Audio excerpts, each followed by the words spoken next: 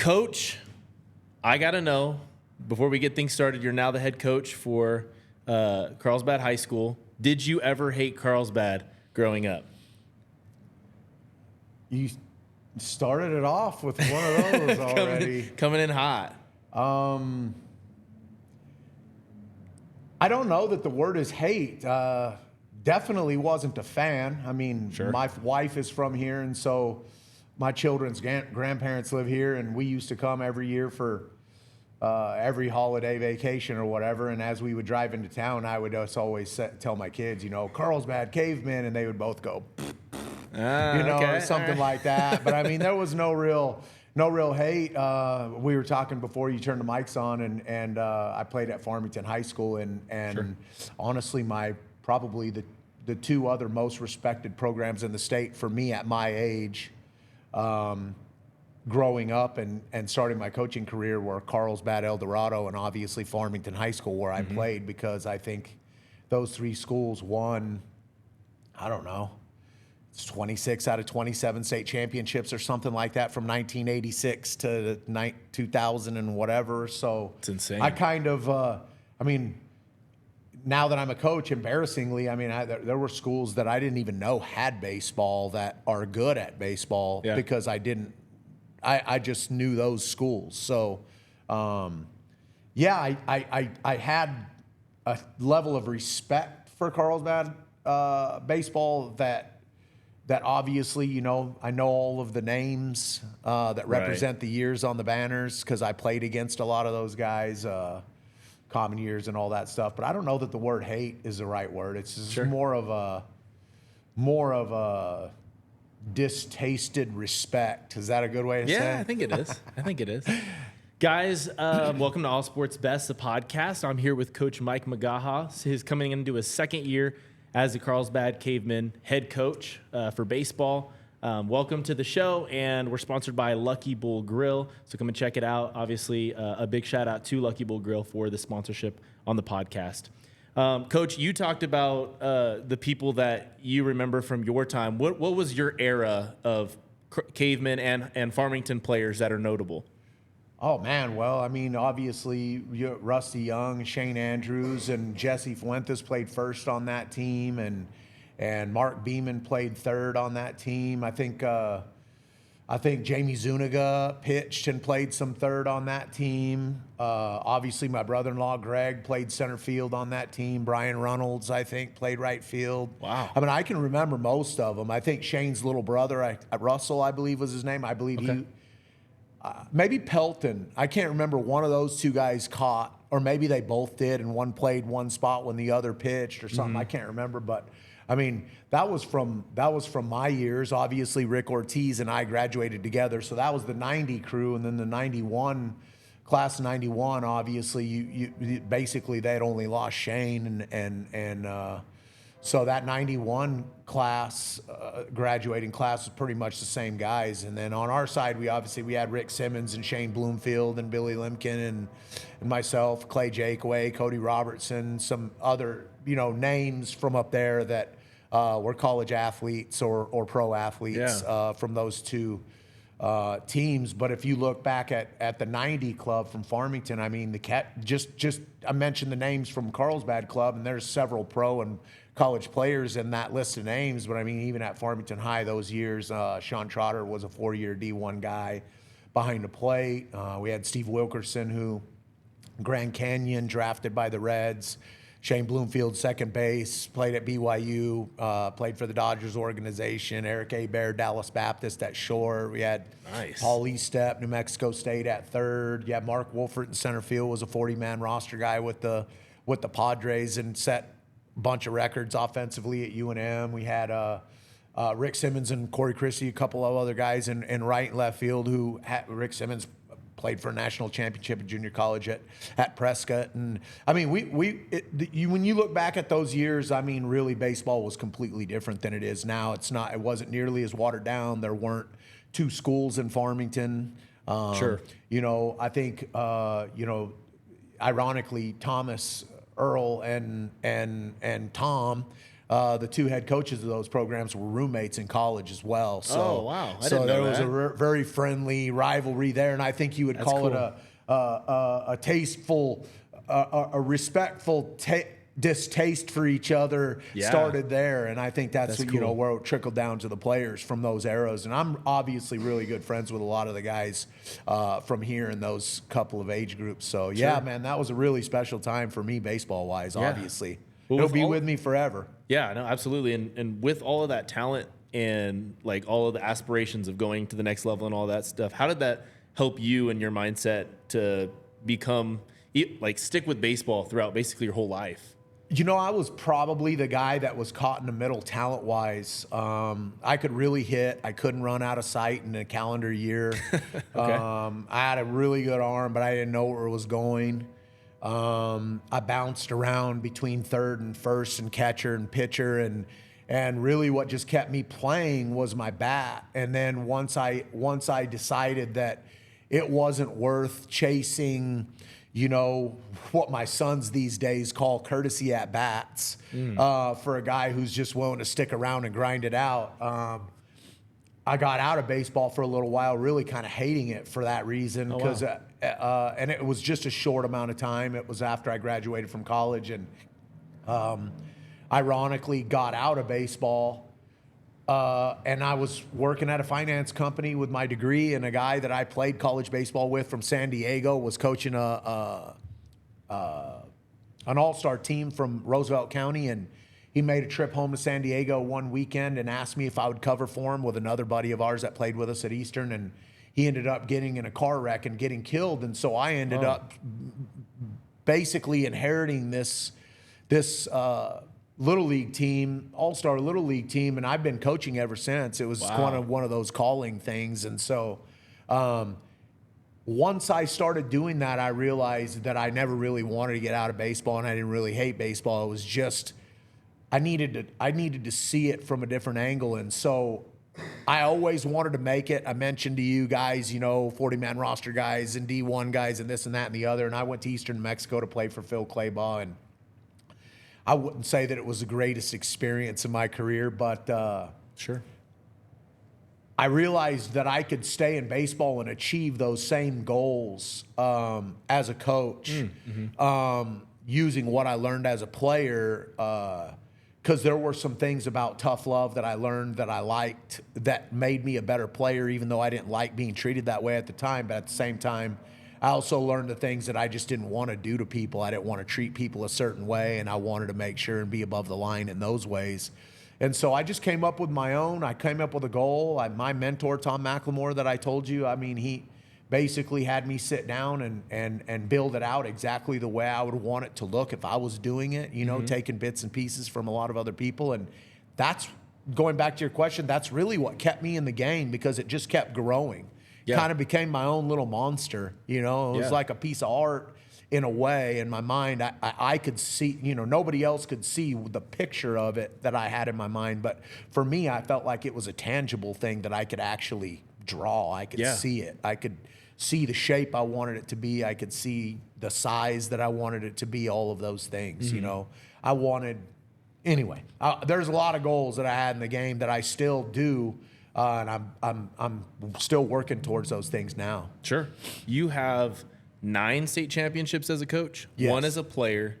You talked about just now about how, as a player, it kind of helped to shape you as who you were going to be as a coach. But obviously, with the years that you've coached and all the success that you've had, you have to, adjust and adapt as years go on. You can't use the same principles as 25 years ago. How do you keep up with that and kind of adjust as you go? I don't know that I've done a good job of it, honestly. I had some terrible circumstances in my personal life with my younger son had cancer, and that took me out of the game almost 100%. Obviously, took all my attention away. We lived in the hospital for a year, but I didn't see sunlight for more than about 15 to 17 days that year, and not thinking about it at all. When I actually came back and started thinking about it again and was offered a summer collegiate league skipper job right literally before my son even got out of the hospital, and accepting it and going back to that. It was a real acclimation period for me, but I realized when I looked at those kids, even though you see these big hulking college players with, you know, a gruff attitude and all that, for some reason, after being stuck in the children's hospital for all those days, just wide awake. Because if you've ever spent the night in the hospital, it's the same as Vegas, but it's the opposite. Like, there's no nighttime. Like, Right. It's just daytime all the time. I mean, there's people in and out of the room every hour, every 30 minutes, and you're awake constantly. And so you don't really rest, but you don't think about the real world anymore. You're in survival mode. And so when I got out, all those big, strong kids that I was coaching, University of Tennessee, Texas A&M, Texarkana, University of New Mexico State, Sure. Northern Colorado. I mean, kids from all over.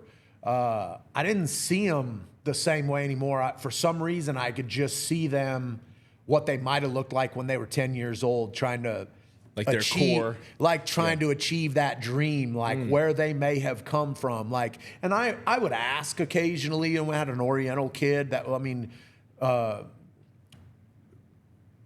didn't speak a whole ton of English, and you know, tried to build a relationship with him and kind of learn, you know, where he came from at 8 years old, you know, where he was at 12 years old, why he is what he is at 21 years old, and using that as an example. I mean, did that with several kids, and it really changed my perspective. I mean, no matter how proud they act or how tough they act or whatever, somewhere in there was this same kid that I was, Right. 8, 10, 12 years old, that had some goal. And I felt like if I could find that kid in there, I could help him achieve that goal better than just coming back and just slugging it out with them, so to speak, mentally, Right. because that's what it turns into these days with, you know, the long, hard, grind out season. And obviously you have to be tough to play this game, and even tougher at that level. And when you're coaching that, I think we played 60 games in 7 weeks that summer. And so you want to talk grind. about a grind. Most Yeah. high school kids don't even understand that. So I tried not to be too much like I wanted to be before my son went into the hospital. And I don't really know that I did a good job changing with the times to address the question. I think I'm just trying to do more of a good job changing to address each group of players, or maybe even each individual player. But everybody here, they'll tell you, I mean, and everybody where I've ever come from will tell you, I mean, I have a strict set of parameters and a standard that I want to uphold, and I'm not going to bend on those things. Sure. Other than that, I mean, I really do want to find the core of the kid and make sure I can try to find the right buttons to push to get more out of him than he even thinks he has to give. Yeah. Well, with the championships that you have and the success, you have to have something that's constant. What is something that you implement into each of the teams that you've had the ultimate, you know, you got a ring with? I think for me, it's always, and this was even early in my career, baseball is a vehicle to get somewhere. Baseball, high school baseball may be a vehicle to get to college baseball. College baseball may be a vehicle to get a free education. Right? Yeah. I mean, the facts are, if you put it on paper, I mean, the 0.098 fraction of kids that actually get a pro contract that start playing when they're 6 years old, that's the reality of what this is. And unfortunately, including myself, and you hear about pro players in this all the time, but my own sons went through it. I've seen coaches that just hang on for too long because they're going through it. You put your identity in it, and for some reason, and you were a college player, so I'm sure you can understand the darkness that comes with, is it really over? Is that really the last time I'm going to get to do that? Is that really the last group of teammates I'm going to have? Is that really the last road trip I'm going to make? Is that really the last time we're going to, you know, bite that championship, you know, it's tough. Medallion? Is that really it? I mean, and now who am I going to be? Like, everybody knows me as Coach McGaha or number 6 or number 15 or number 20 or, you know, and now who am I going to be? I'm going to be the, you know, we talked about it. I'm going to be the golf course attendant and the business law teacher at whatever, you know, Tatum High School or something. Nothing against those the school, but I mean, just in my head, like, that's not my identity. That's not how I see myself when I look in the mirror. That's not who I want to be. So baseball's always I've kind of looked at it as a vehicle to get somewhere, and I try to constantly preach to the players that the reason that we have the strict parameters is it's not okay to cut corners. Yeah. It's not okay to just drive through and get a meal every day. You're going to get fat. If you have a family, you're going to make your family fat. It's not okay to not get your sleep and go get an energy drink. It's going to mess with you. You're not going to be able to focus. Your concentration level is going to be low. And those are just simple everyday things. But even more than that, are you going to be a good best friend? Are you available? Are you sober and available? Are you going to be the guy that needs some help and somebody loans you something and you pay them back that plus some just because it's what you should do? Are you gonna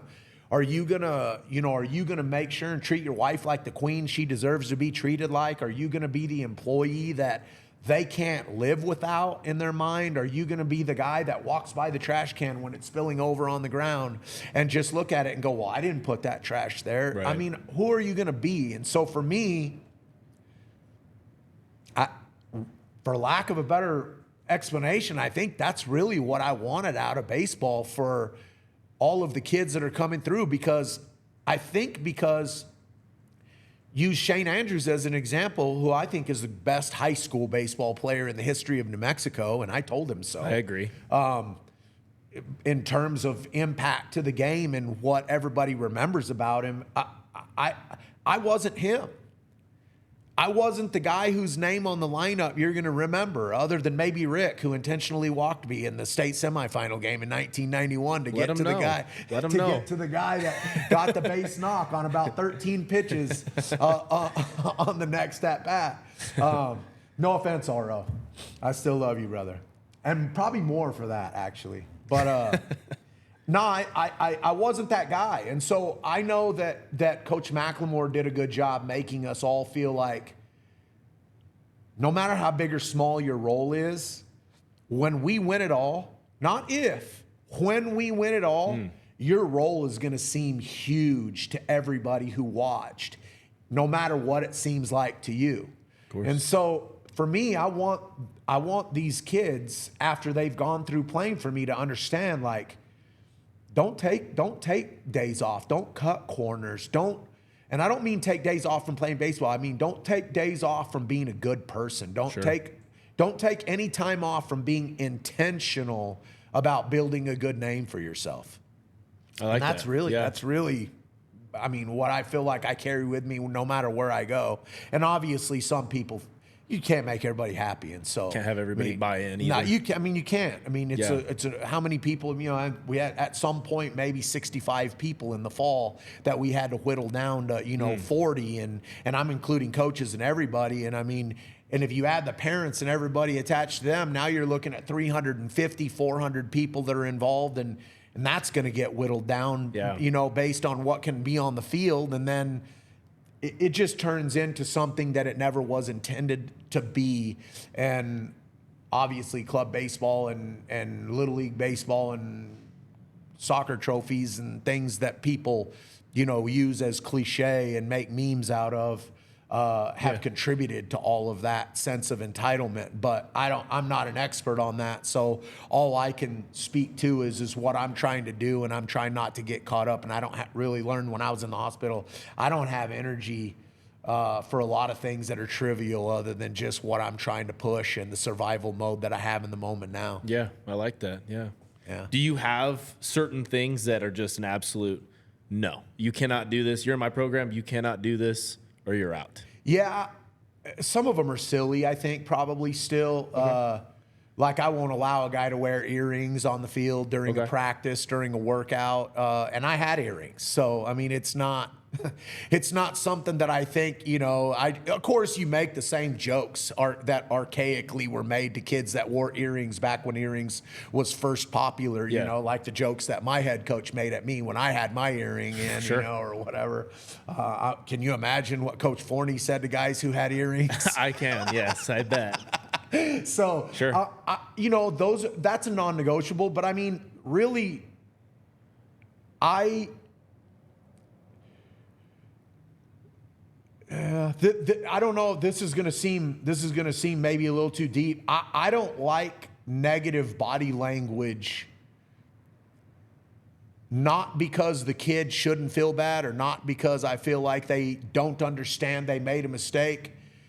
I don't like negative body language because I feel like it's selfish. Yeah. I feel like negative body language and catching rain and busting out with an F-bomb whenever, contagious too. when you do something wrong in practice or in a game or throwing a helmet or a bat or any of those kinds of things, I feel like they're selfish. They're look at me things. They're look at me how bad I feel for screwing it up. And really, I mean, I feel like it's more noble just to stand tall and go, nah, man, I've been trained to be a warrior and I failed in that small battle, but we're going to win the war. And I've got a band of brothers over there, 15 deep, 16 deep, that are going to get my back and pick up the slack for me. So I'm going to get on first base and I'm going to clap it out for the next guy. And coach is going to freaking appreciate that. I mean, that's probably as surface level as I can make it. I don't know if that's really answers the question, but that's something that I absolutely hate. Now, there's a time and a place, and anger is okay. Like intensity is okay. Right. It's the woe is me attitude, and he's always on me, and why not, and I'm not trying to fail attitude, that thing. That there's a real fine line of identifying that, but I would say that's it for me. Yeah. No, I mean, and I've been in programs where the coaches very much address that, and I've also seen the opposite side where you make a mistake on the field, off the field, to a monumental mistake. Yeah. And it's like, sit it out, come back tomorrow. And it's how can you find a way to be a team and respect your coach and respect your teammates when something like that happens. So I totally understand. On a daily basis, and this group of kids will tell you. I mean, if you make a mistake going hard and doing your absolute best, I probably don't even say a word about it until we recap and learn from whatever it is so that we don't make those same mistakes the next time. But if you're not in the moment and then you have that victim mentality about, I wasn't, let's say you go half speed and you still get safe and the coach is all over you like hot wax. Well, you start going, what's the big deal? I was safe, and then you're a victim. But see, that's that mentality that I was talking about, being a good citizen, being a good friend, being a good husband. Like, if you're really trying to be the best person, the best player, the best anything you can be, like, you got to go hard. Like, you got to go hard and you got to be intentional about it. Like, I'm not going to leave any stone unturned. I'm not going to leave the game in the umpire's hands. Right. I'm not going to leave the judgment of what kind of a player I am in the minds of the fans in the stands. I'm not going to leave a question mark in the coach's mind about who I want to be and what I represent here and what I bring to the table. I don't want to leave question marks about myself. I want emphatically people to know, like, I'll slug you, man. Right. For sure. I'm here for real. Like, I want to be a part of this to a level that's important. Right. Yeah. And off the field, that's a big deal as well. It's where it carries over the most. Yeah. It should. Do you have any instances throughout? I mean, obviously you've had plenty of things that have happened throughout coaching career. 27 years. 27 years. What are some of the things that you've seen happen off the field and you're like, you're not coming back this year or rest of the games or whatever? I mean, really, loyalty is a big thing to me. I mean, again, going back to my mentor and his connection to Coach Forney. But I mean, Tom McLemore told me and this is translatable, so it's not necessarily, but he said, never hire a coach that can't be faithful to his wife, because if he can't be faithful to his wife, he can't be faithful to you. So I've always held on tight to that and tried to also translate it to what that means for players, to what that means for parents, to what that means for administrators, for what that means. Like, people say keep your enemies close, keep your enemies, your friends close and your enemies closer. And I don't believe that. I don't want to surround myself with people who take my energy and I feel like I have to constantly be looking over my shoulder after and all those kinds of things. And so I think loyalty, and so whatever that means, I mean, you would have to make up your mind for yourself, just like I do. And I don't always make the right decisions about that. And sometimes, in the real world, there's always two sides to a story. But if you're caught in the middle and you're really trying to maintain the integrity of your organization so that you can give the kids the best opportunity to succeed without any distractions, I think it's a lot of times real hard to decipher that information and decide he's telling the truth or they're telling the truth, or maybe something that's not, a lot of times the truth is somewhere in the middle. But either way, was that loyalty interrupted to a point where I can't keep you here? Okay. So as a player, what would you say that translates to? Like you are...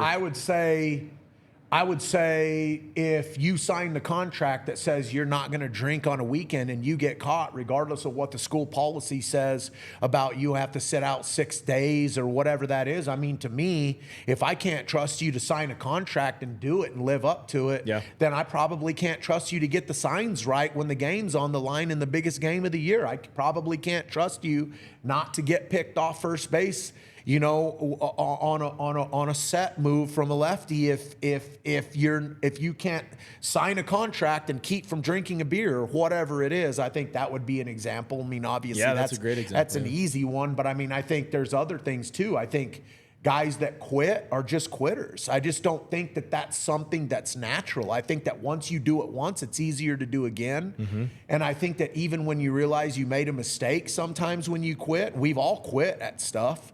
But once you feel like you've made a mistake at quitting something and you want to come back, it's way harder to prove yourself the second time. And usually the same reasons that pushed you out the first time are going to end up pushing you out again the second time. And so I think that that's not necessarily a loyalty thing, but I think it is, though, because at the same time, my dad raised me and I'm 51 years old. And so again, signs of the times, it's like, you won't quit till it's over, and no matter how bad it is. And so we have a creed, and the first one's committed for better, for worse. Sounds a lot like when you took your vows, right? Sure, yeah. So, I mean, don't take them if you're not going to willing to live up to them. I mean, that's the way 100%. I feel about it. Yeah. And unfortunately, in society with kids and parents, that doesn't mean anything. I mean, even in marriage, I mean, how many divorces are there? And when things get hard, they just leave, and it's just a reset on a video game. We'll just go find a new one if I don't like the way it's going. And I mean, I wasn't raised that way, and and maybe that's going to be what causes me too many problems to continue doing this to an old age. But because I can't. I'll never be able to grasp that mindset. It just doesn't make sense to me. It's like a foreign language. I just can't get it. So I think those are things that probably cause me some problems, because those are not, I mean, I'm just not okay with that kind of character. Yeah. I mean, a lot of times people these days, if you get in trouble for something, whether you're a kid or an adult, it has to do with, foul language or, off-color jokes or anything. None of that stuff really, in the grand scheme of things, is a big deal. Character is what's more of a big deal, and the proof is in the pudding. And if a guy, kid, a parent, anybody is willing to stand up and say, you know what, I screwed up, that says a lot about their character. I'll do that. Yeah. I mean, I don't have a problem saying that. And I'll pay the consequences for it, even if they're quote unquote grave. Sure. I mean, if we go third world and somebody asks me what is your belief system, and I say Jesus Christ, you're going to lose your head. Well, then I'm losing my head today. Yeah. I mean, that's what it boils down to. Sure. Okay. All right. So with that being said, this year there was a little bit of controversy. Yeah. Well, too soon. Too soon. No, too soon. What? It was administrative leave? Yeah. Like 5 days, 10 days, something like that? No. It was a few days. It was I mean, it was came back from a game against Artesia on a Friday, showed up at work on a Monday, got one of those little emails that says, yes, no, maybe. Like you get invited to an IEP or something like that. It And says that was you've the been meeting. formally invited to your, I can't even remember what it was, invited to your investigation for misconduct or mistreatment or something like that of Carlsbad athletes. And so, Wow. I mean, obviously I called the athletic director and he goes, I have absolutely no idea. Wow. And So I it called just the came out of assistant nowhere. athletic director and he says, I have absolutely no idea. I called the Whoa. principal and he didn't answer his phone. And so, I mean, there I am in the, and waiting for the day. And then they, you're not to go to practice today. I show up in the afternoon. Whoa. They basically won't tell me what I've been accused of or anything like that. And then, I mean, this is a small town, man, and I don't even know anybody really, and I don't really even have anybody to call other than the people that I just said. Sure. Because I just don't know anybody well enough to call, Yeah. But it's funny because, I bet my phone rang 100 times and half of them were people I didn't know and half of them were people I've known in the past that know a person that knows a person. And people just started singing like canaries. And I thought, wow, this is a really strange situation. But, So I don't know what the rest of the question's going to be, so I'm going to wait before I expound. I went on paid administrative leave, take my computer, take my keys, not allowed to contact the kids, don't really know what's going on. Whoa. Was told right there at the front end of that deal that we don't have to tell you and you'll know at your due process, which is who knows when. Don't have to tell you. Which don't have to tell you. I thought that you had to be, right? Like if you're I don't know if it's, but like with law enforcement, don't they have to tell you why you're being arrested, things Trey, like that? I have a bachelor's degree in human resource management. Okay. I was a manager at a branch manager at a finance company. I have a master's degree in educational leadership, and you get put on paid administrative leave for egregious acts. If you and if you know the law terms, egregious acts are the things that you know as a teacher. I mean, you weren't with the right people. You were doing the wrong things with the wrong people that were the wrong ages, or there's piles of money missing or things like that. And no, it doesn't necessarily have to be obvious, but I mean, egregious is like,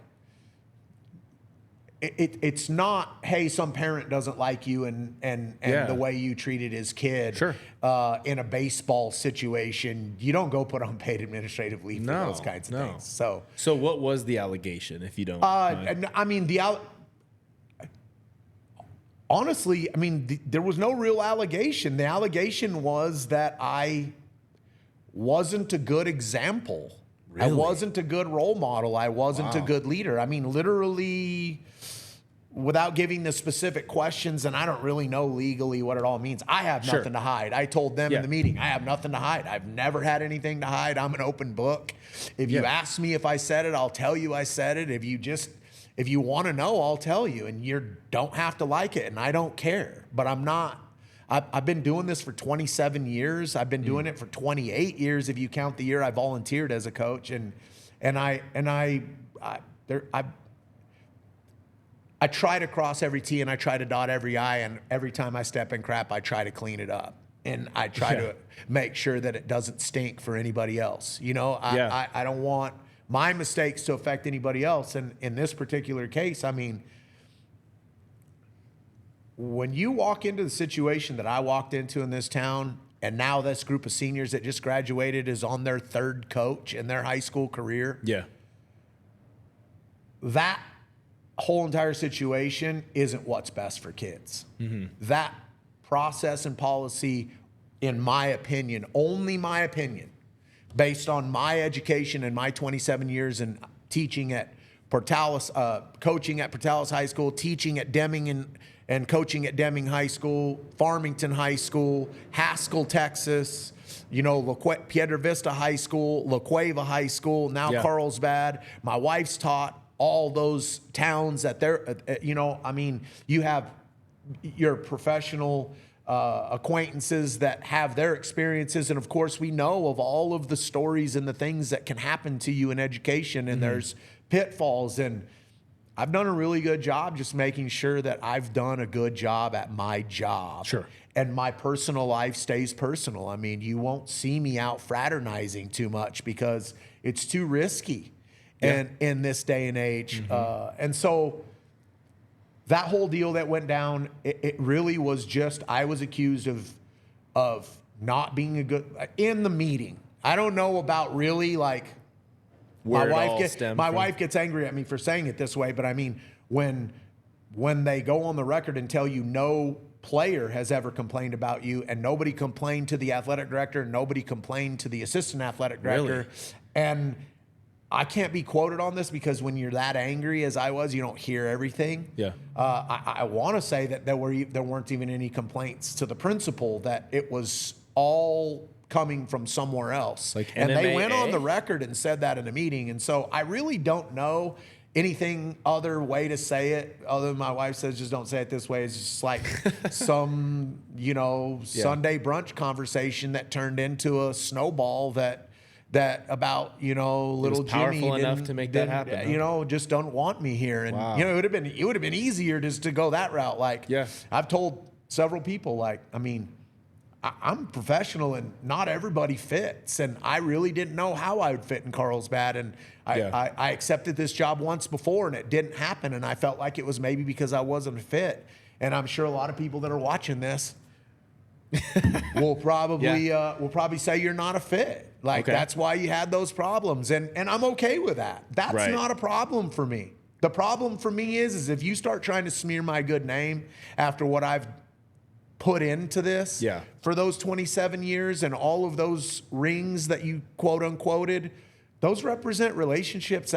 The accomplishment in it was relatively small. I bet if you talk to Shane, which I've talked to Shane, the accomplishments were relatively small. It's the memories, it's the relationships, it's the aura of what you were in the moment, and the effort that you put into it and the sacrifices that you made that made it special. And so for me, if I'm just not a fit, that's an easier thing to say to me than you did something wrong. Then now you try to smear my name. Now we're going to throw hooks. Like, I'm not playing that game. What was your impression when you accepted the job? And then, so what happened? You accepted the job. They said the first time. Actually, never mind. Was that what the first time? Yeah. Actually, it was a housing thing, which is still a thing. Okay. But my son my son was the player of the game in the state championship 2021. The son of mine that had cancer, he beat it by the grace of God, and as a sophomore, he made the team at La Cueva, which was quite an accomplishment in itself.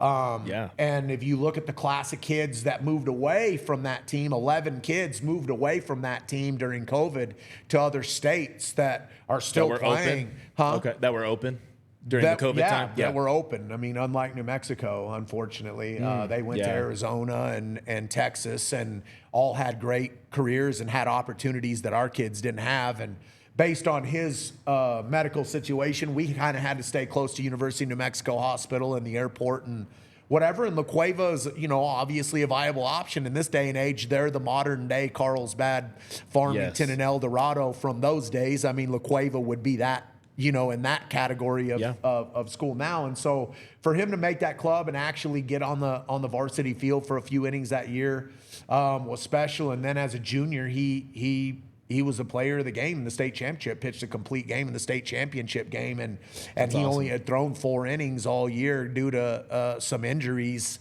that he had. And he just went in and told the head coach, and I was the pitching coach, and the head coach asked me, he said, "What do you think?" I said, "Ain't no way I'm running a kid out there that threw 4 innings in the state championship game, and putting all my eggs in that basket." And he said, "Well, I think he's the guy." And wow. And so I'm sure Max will see this at some point, but I mean, Max just went into the head coach, said, if you want to win the state championship, you'll pitch me. I'm ready to go.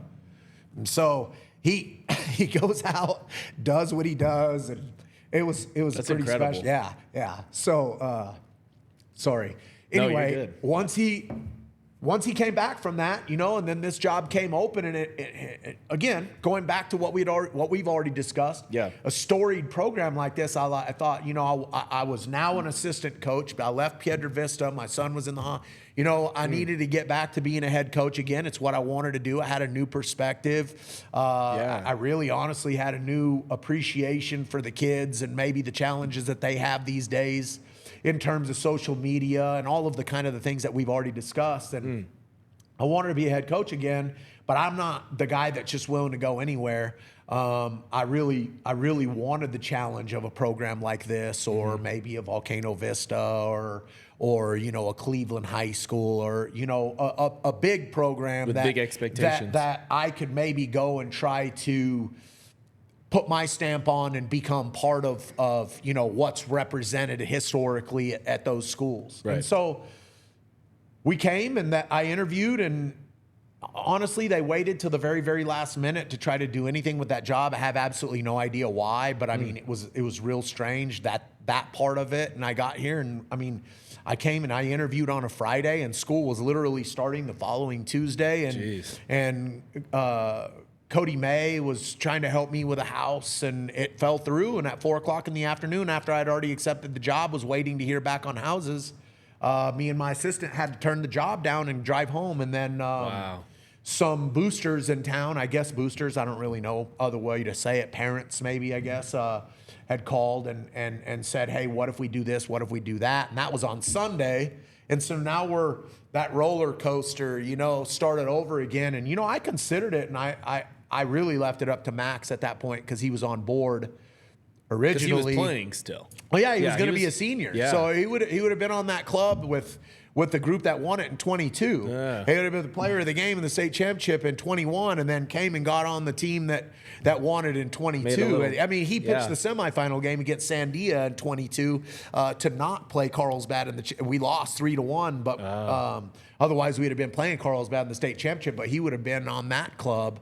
Which would have been that would have been one of the better clubs that had ever come through high school baseball in New Mexico, maybe, with those four arms with Nolan and Mac and Grant and Max. That would have been three left-handers and one right-hander that could all deal. So that would have been pretty scary. Take those guys on the road for outside of New Mexico to see. But anyway, when it came right down to it, and after we had already gone home and driven home and made up our mind we were just going to start school on Tuesday at La Cueva, I called him back in the room and I asked him if he wanted to come and do this, and he said, "Nah, Dad, I'd rather, my whole team's coming back. When we won the state championship, I think we can do it again. I'd rather graduate from La Cueva High School." I said, "Done." Cool. I called him back and I told him, I appreciate you guys, doing everything that you could to try to get me there and at the last minute. But I said, because it's the last minute and the situation with my son, I feel like it was the right timing.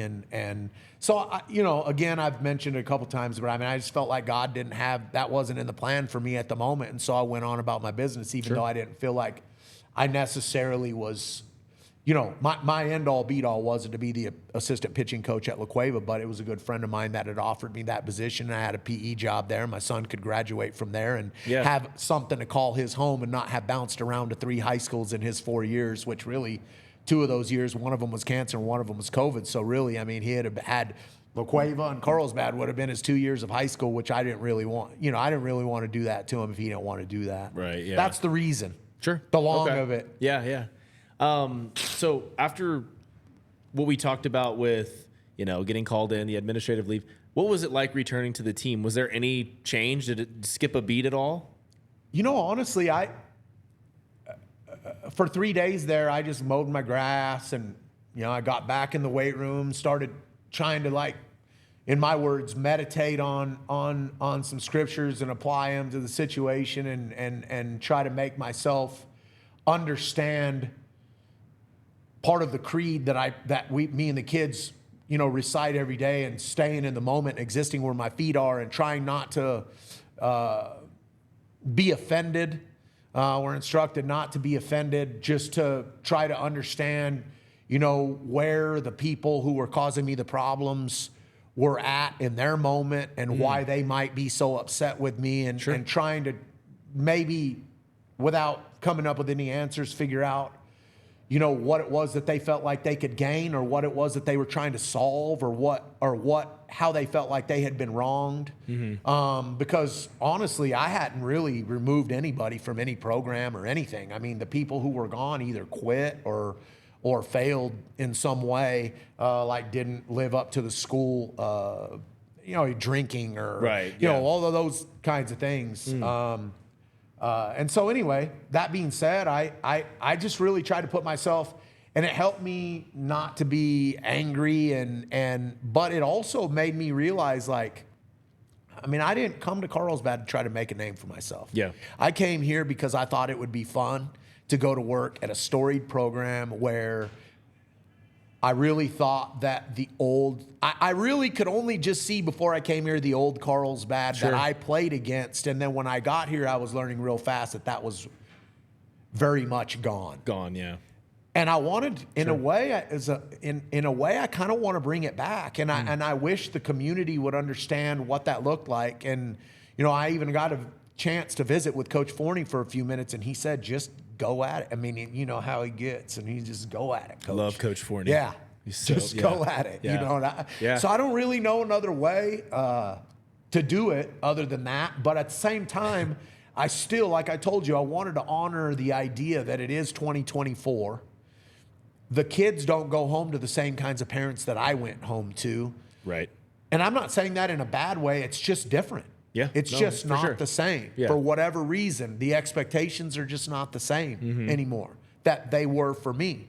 You know, if I would have ever told my dad I was quitting, he would have never been angry at the coach. He would have just said, good, then get a job and buy your own gasoline. Yeah. You know, I mean, I like that. Yeah. That's how it was for me. And so, because there were a lot of coaches that I didn't like and I didn't want to play for, and I didn't feel like I got treated well. My dad didn't care. Like, that wasn't what life was about to him. It was like, even in that, you're going to learn something from it, you know? And so I hoped that I would be able to bring some of that back, at least to the kids. But at the same time, I really do want to give them a good experience. And I tell them all the time, I mean, my idea that I have, that I told you right at the very beginning in the picture that I see of this, is like, I want your experience to be special. Even if you don't end up doing what you thought you wanted to do, I still want you to be able to look back and go, man, that was absolutely very much worth doing. Yeah. And if that's not, then I really don't want them around. And so I would rather they left. Sure. You know, Yeah. I mean, it's not for everybody. I mean, me and you can't just go apply for a job as an engineer somewhere and just get hired because we're nice guys. Yeah. Sure. So, I mean, it's that, right? And then if we don't get hired, we can't just be the victim and be like, oh, well, they're holding something against me because I'm, you know, whatever. I won't even go into, you know, the things that people say in this day and age. Yeah. Get in trouble for. But it's one of those things for me. I just think that's what I want to bring to the table. I want the kids to have that special experience. I want to be able to push that idea, and I want people to be able to get on board. But I also know that I'm fighting a losing battle, at least with a portion of them, because like anything, you come into it, especially being not from Carlsbad.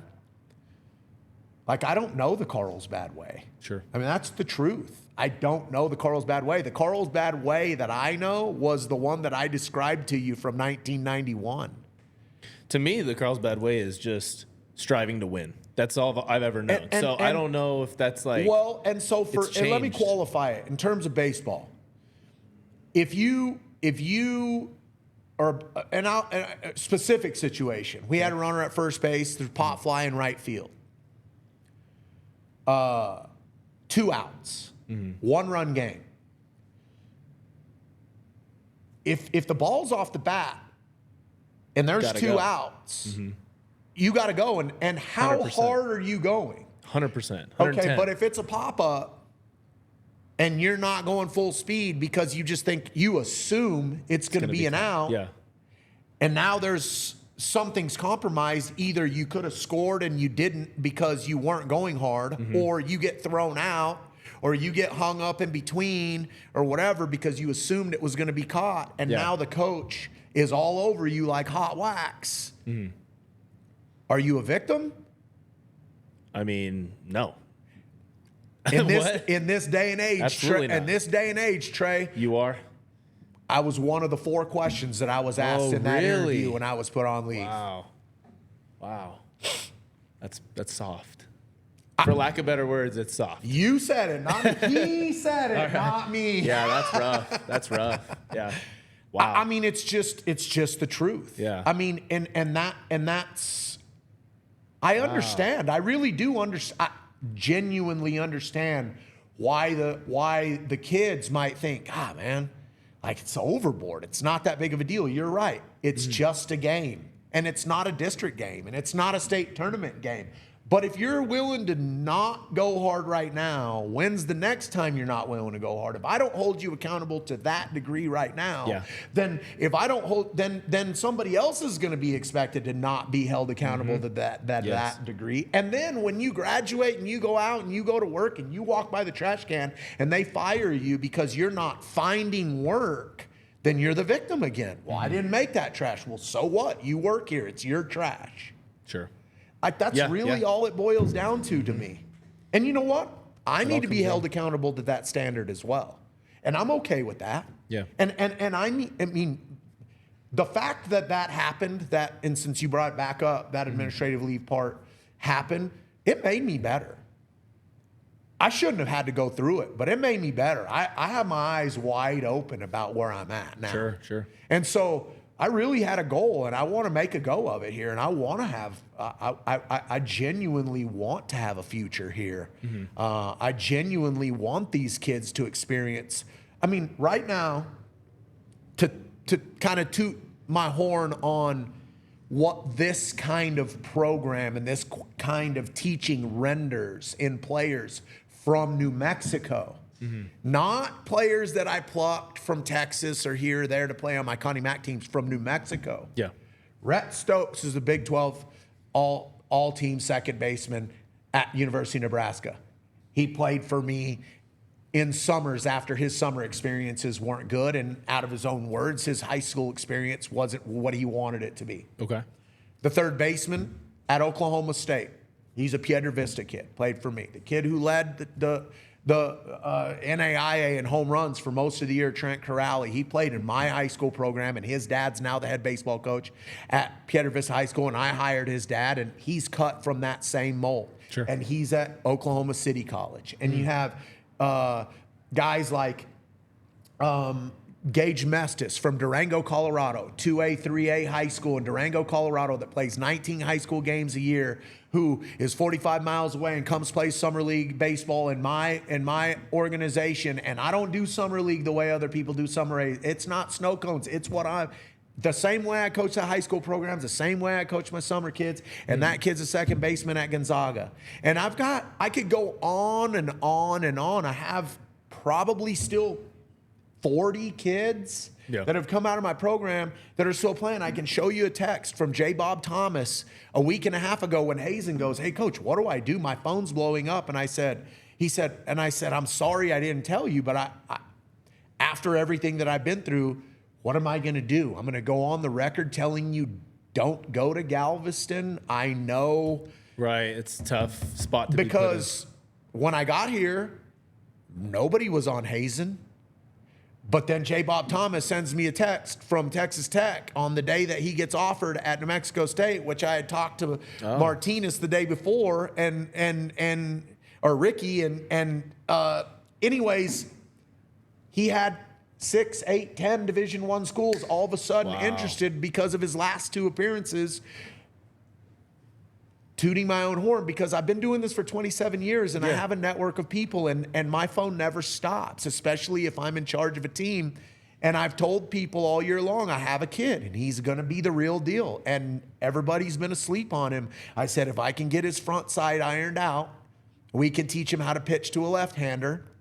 I said, he's going to be the real deal. And so they were following him, and it looked pretty good at the end. And all of a sudden, it sparked that interest. So going back to That's cool. I want for this group of kids to have the special experience associated with the hard work that I've put in over 27 years to establish myself in this game the way I have, to the point where it doesn't benefit me. I don't get to play another inning. I don't get a single dime for coaching a summer league team. I don't get a bonus. I don't get any of that stuff. But those things come when these kids are 25, 26, 28, 35 years old. And I had a kid from the Rat Pack in 2014 send me a text 2 days ago. "Hey, Coach, what's going on? I was just thinking about you. That's cool. You got another group coming through. What do they look?" I haven't talked to that kid in a couple of years. And so he was a real deal kid too. Same kind of a kid, overlooked, went on, was special, you know, and I want these kids to have that same experience because I worked for that. Yeah. I really never thought I was going to make any money in this. I never thought that I was going to get famous or be popular. And to be honest, I tell the kids all the time, I'd rather not have a lot of attention. I'd rather just lead from the rear and push and stay out of the front of the pack and let them be that. It's about them. I want them to experience that. But I also feel like what I bring to the table, not every high school coach has. And so I'm proud of that. Yeah. And so there's not a reason for me to hide that. But unless people understand what it is that I'm trying to present for these kids in terms of opportunities and what it's really going to take for J. Bob Thomas to send me a text and say, well, I like your guys because when they get here, they're tough and they don't wash out, for exactly the reason that I said. If you don't run, and you should have scored on that if he drops it. Yeah. And I'm not all over you like hot wax, then you're not going to do it for the next guy, and then you're going to pout for him, and then he's going to wash you out, and then I wasted my time. Yeah. Well, really, I wasted your time is really what it turns out to be. Sure. And I can't live with that. Yeah.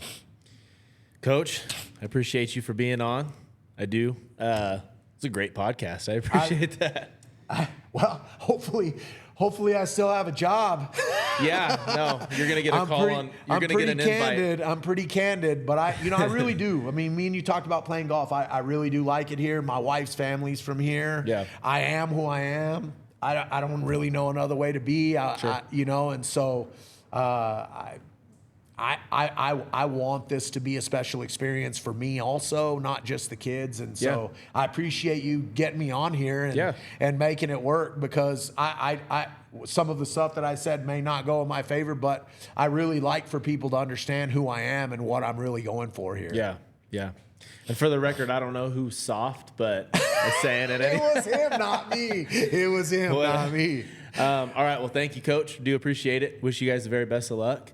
Guys, thank you for listening to the podcast, sponsored by Lucky Bull Grill. We've got more coming out very, very soon. We appreciate it. Don't forget to hit that like button and subscribe.